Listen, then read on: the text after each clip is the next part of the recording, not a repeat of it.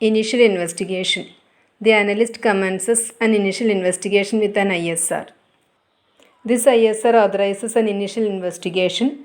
The system analyst must contact individuals in the user's organization and in other organizations that may be affected by the system. These individuals will be concerned about the analyst's activities. It is a good practice for a senior user manager to issue an information memorandum stating the general purpose of the investigation and establishing the identity and responsibilities of the system analyst. This memorandum should originate at the management level.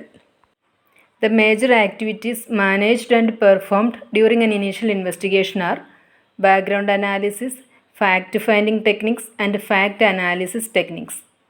Their purpose is to lead to an understanding of the existing physical system and the development of a logical model for a proposed new or improved system. First one, background analysis. The analyst makes background analysis related to the proposed application in order to become familiar with the organization environment and the physical processes related to the new or revised system. The analyst must understand the structure of the organization within which the current system is operating and within which the new system will be expected to operate. It is necessary to determine the interactions between procedures and organization. Complex procedures are the result of inefficient organization. The analyst may have occasion to recommend organizational changes. Therefore, the system analyst should obtain or prepare organization charts, obtain or prepare organization function list, and learn the duties and names of the people shown in the organization charts. After acquiring the necessary background knowledge, the system analyst investigates the information environment in which the proposed system is to operate. To do this, the analyst finds and analyzes facts and then organizes and summarizes them. Second one, fact-finding techniques. The analyst collects data from two principal sources, written documents and personnel who are knowledgeable about the system. The analyst selects the fact-finding techniques judged to be the most appropriate to the situation. Some systems are well documented, others are not. In some instances, interviewing all operating personnel may be effective. In others, interviews should be conducted on a very selective basis.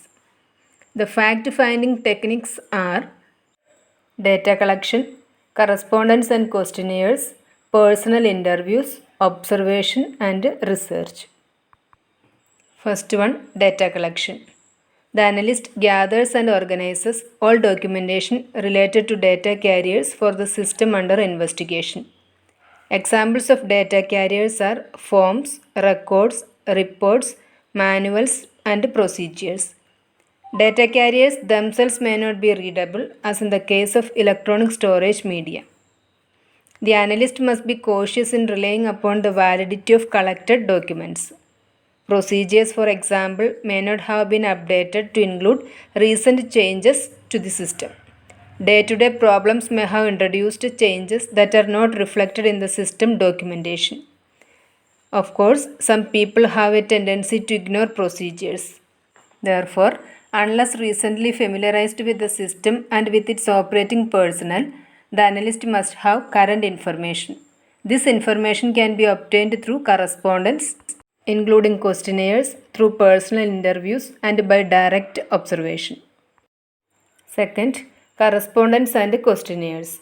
Correspondence enables the analyst to explain the purpose of the investigation activities and to inform people of what is expected from them.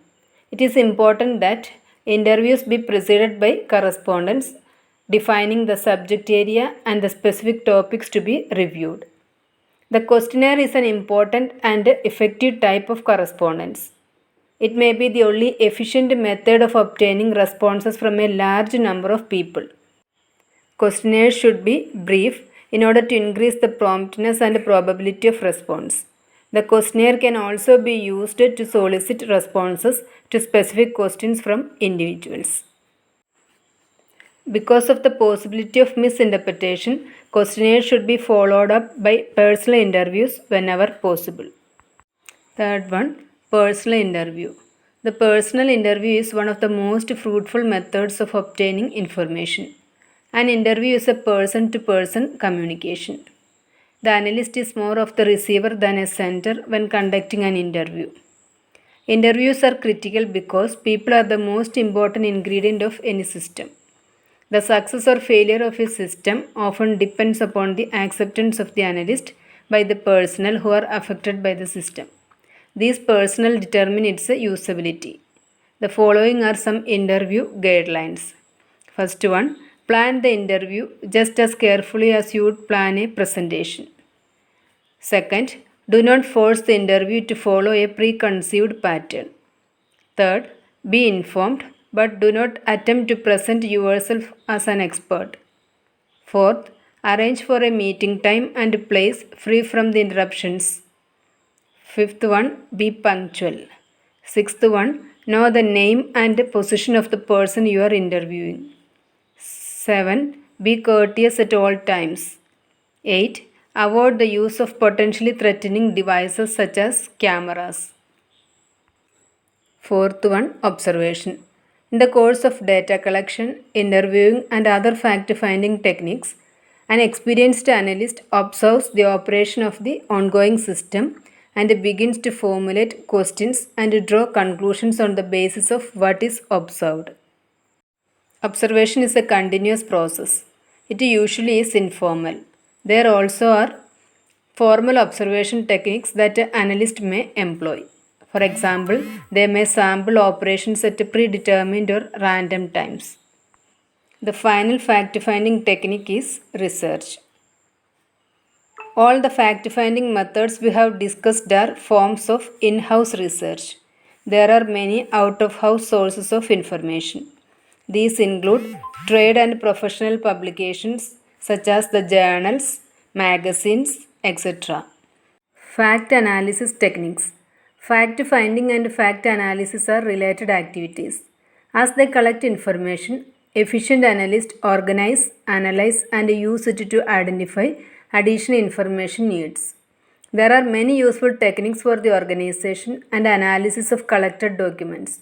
These techniques provide the analyst with insight into the interaction among organizational elements, personnel, and information flow.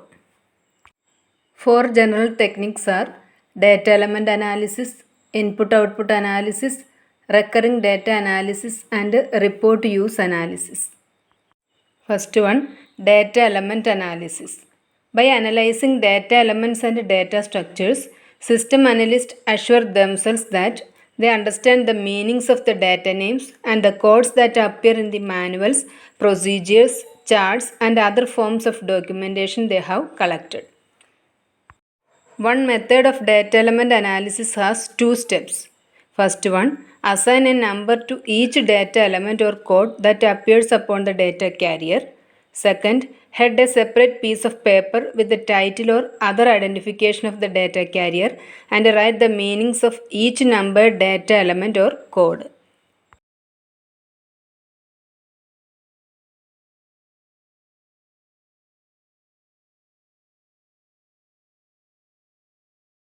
Second, input-output analysis. Input-output analysis is a general term for all analysis techniques based upon the perception of a system as a process that converts inputs into outputs. Information-oriented system flowcharts, process-oriented system flowcharts, and data flow diagrams are excellent tools for input-output analysis. In dealing with complex information systems, the system analyst should prepare similar sheets of each organization affected by the system. Input-output analysis sheets are high-level IPO charts.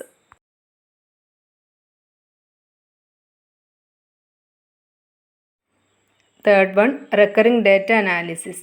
After becoming familiar with the content and meaning of the principal system documents, the system analyst may analyze recurring data. For this purpose, a form is prepared called recurring data analysis sheet. This is an example of recurring data analysis sheet. Document names and identifying numbers are entered across the top of the sheet. All the data elements associated with the first form are listed in the column headed by data element. This process is continued for each form, moving from left to right across the sheet. Only previously unlisted data elements are added to the data element column. A check mark is entered at the intersection of corresponding forms and data elements.